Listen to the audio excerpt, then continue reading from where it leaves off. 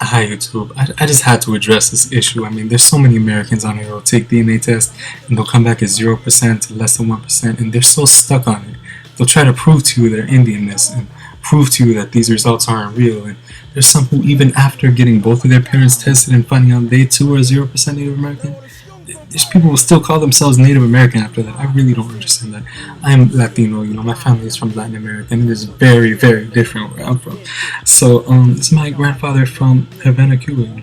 Us Latinos, we're also from the Americas, There's Indians all over this place, man. So, less than 1% Native American from my Cuban grandfather, again from Havana, Cuba. My Puerto Rican stepdad, Boricua, all his grandparents, great-grandparents, all from the island of Borican, Puerto Rico, and it was just October 12th, so let's pay respects to Taino people and all that they have suffered since Columbus came through. Yo, fuck Columbus, by the way.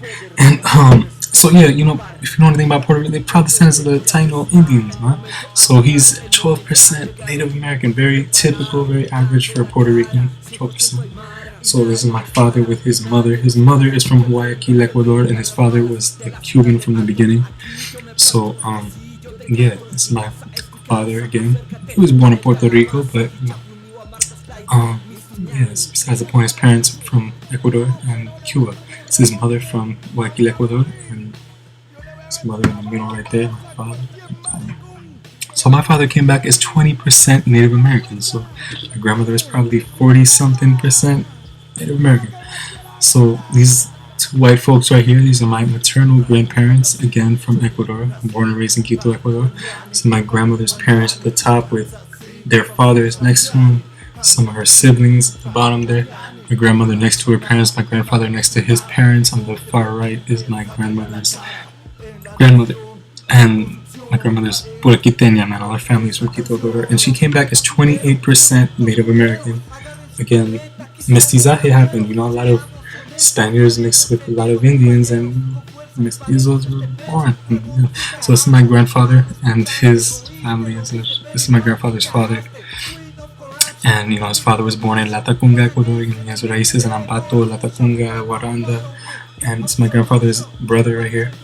Brown skin and straight black hair, very typical traits of Amerindians and their descendants that have throughout this beautiful continent we inhabit. So it's my grandfather's grandfather. That dude was his grandfather. And my grandfather's father, mother, so my grandfather's father right here. And that's an actual indigenous person who my grandfather grew up with. Actual indigenous people. We don't go around calling ourselves Indians. We leave that to actual Indians to call themselves. So that's besides the point. Let me not get into the topic of identity. Call yourself what you want. But my grandfather came back as 42% Native American. Wow. And he would never call himself Indian or Native American or any of that, because we're a lot different than you Americans. So if you got American Indian blood in you, it's gonna show up. So please stop saying you're Indian now. That's just I don't understand you Americans, but this is my family, this is our results, and yeah, take it how you want to take it, yo. It's